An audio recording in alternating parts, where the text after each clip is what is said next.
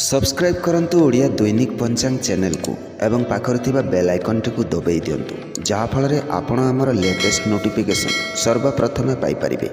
जय जगन्नाथ। ओडिया दैनिक पंचांग रे आपनकु स्वागत।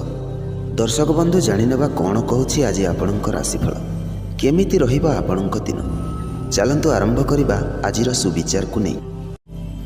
आजिर सुविचार आपणक जीवनर सफलता निजर भावना एवं प्रयास पर निर्भर करे। जे पर्यंत आपण चेष्टा करिवे से पर्यंत सफलता आपणक पाखक आसीबो। सेहिपरि सकारात्मक चिंता करंतु, निज लक्ष्य को स्पष्ट करंतु एवं दृढ़ विश्वास सहित आगकू बढ़ी चलंतु। आपण सफलता निश्चय पाइबे। आजिर पंचांग 30 नवेम्बर 2024 दिन शनिवार, मार्गशीर मास कृष्ण पक्ष चतुर्दशी दिवा 10 घंटा 28 मिनिट पर्यंत, तापरे अमावास्या। आजिर सूर्योदय पुरी को प्रातः 6 घंटा 3 मिनिट एवं सूर्यास्त संध्या 5 घंटा 5 मिनिट। आज बिछा राशि चंद्र प्रवेश, वृष सिंह कन्या राशि मानकर घातबार एवं घात चंद्र नास्ति। आजिर शुभ बेला ब्रह्म मुहूर्त प्रातः 4 घंटा 27 मिनिट 5 घंटा 15 मिनिट। अभिजित मुहूर्त दिवा 11 घंटा 12 मिनिट ठार 11 घंटा 56 मिनिट पर्यंत। आजिर निषिद्ध खाद्य तैलयुक्त एवं आमिषयुक्त खाद्य निषिद्ध। तेबे जानिनबा आज दिनटी किभଳି रहिबो सिंह राशि व्यक्ति मानक पई। सिंह राशि व्यक्ति मानक पई सफलता और मनोरंजन समय रही पारे।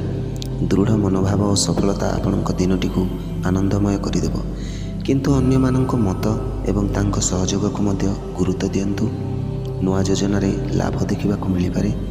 आपणक आत्मविश्वास बढ़िबो और काम रे सफलता अर्जन करिवे।